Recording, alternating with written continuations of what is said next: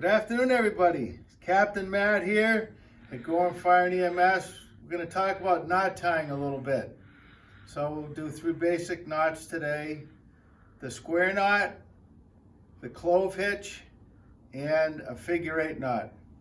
So we want to take one of our pieces of training rope, and if you want to tie a square knot, just take your 2 ends like that, cross it over, but almost like you were tying your shoes. Then you take your ends and you tie it again so that you end up with one loop is crossing over the top of both ends. The other one goes underneath. And when you pull it tight, it's what we call a square knot. You could use that to tie 2 pieces of rope together. Tie 2 pieces of rope together, or just to tie 2 ends of a rope together to make a big loop. Okay? And the nice thing about this is no matter how tight you pull it, you can untie it. It's really hard to load it up so that you can't untie it. And that's a square knot. So we'll just do that again.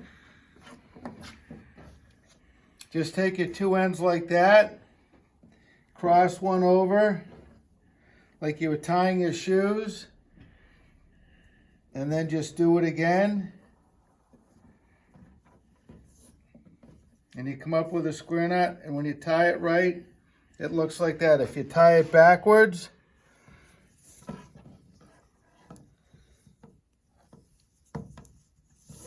I can't do it wrong. See, it's too easy to do it.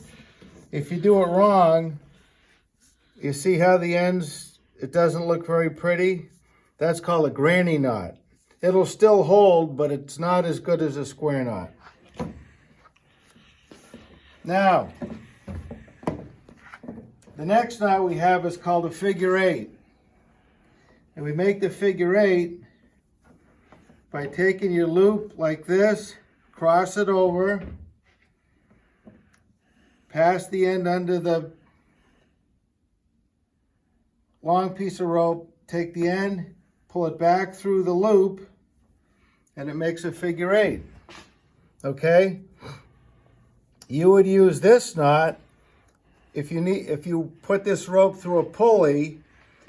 You would put this in the free end of the rope, and it would keep it from pulling the knot through the pulling the rope through the pulley. So if we just do that again, so your rope is like that, cross it over, pass it underneath, and then back through the loop, and when you pull it tight, it makes a figure 8. Looks just like that. Now,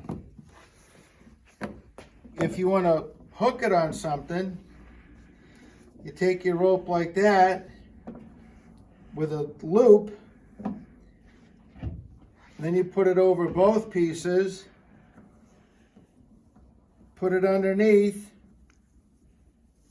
bring it back up through. Now I still have my figure 8, but now I have a loop and I can hook it on something. So we'll do that one again. So you have your rope like that, you make a loop, take your loop, put it over like that, put it underneath, and bring it back through. Makes your figure 8, and you have the loop to hook it on something. And now you can hang that up. The third knot we have is called a clove hitch. And so if you want to hook a rope on an object and you don't want it to pull off, so what you do is you take your rope,